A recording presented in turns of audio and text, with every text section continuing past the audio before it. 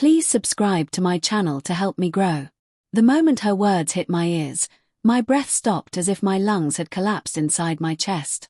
I stood frozen on the bedroom threshold, the soft glow from the hallway cutting across her silhouette as she whispered into her phone.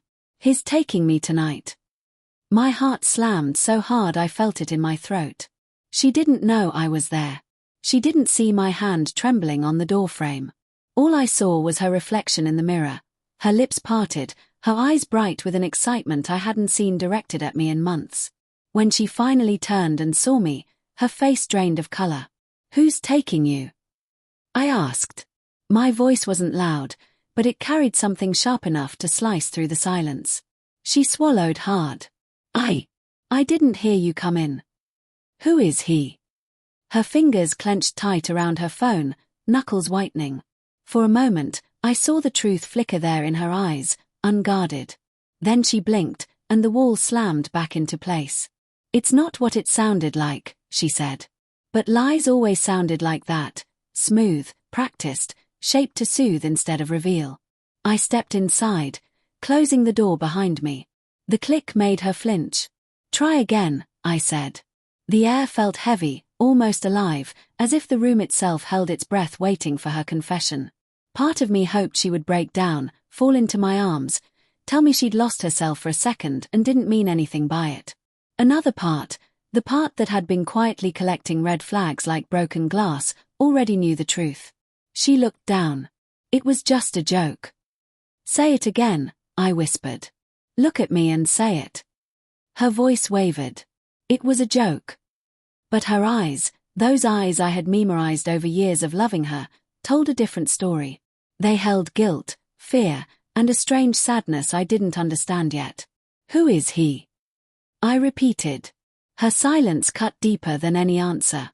The days leading up to that moment had been filled with small shifts, barely noticeable unless you were the one being left behind. Late-night messages she claimed were from co-workers.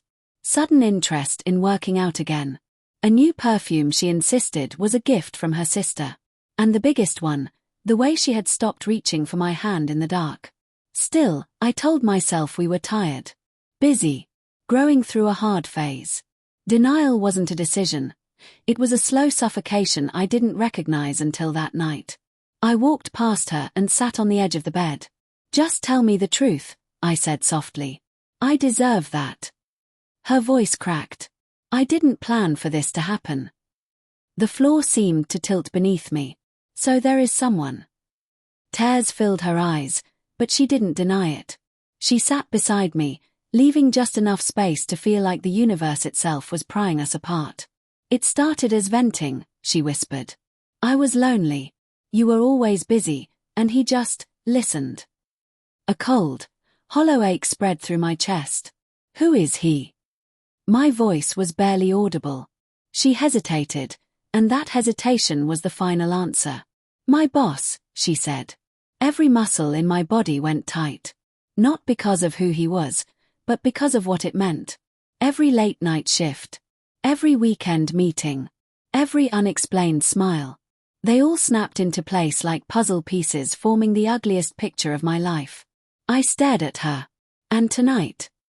My voice was shaking, but I needed to hear it. She closed her eyes. "He asked me to leave with him."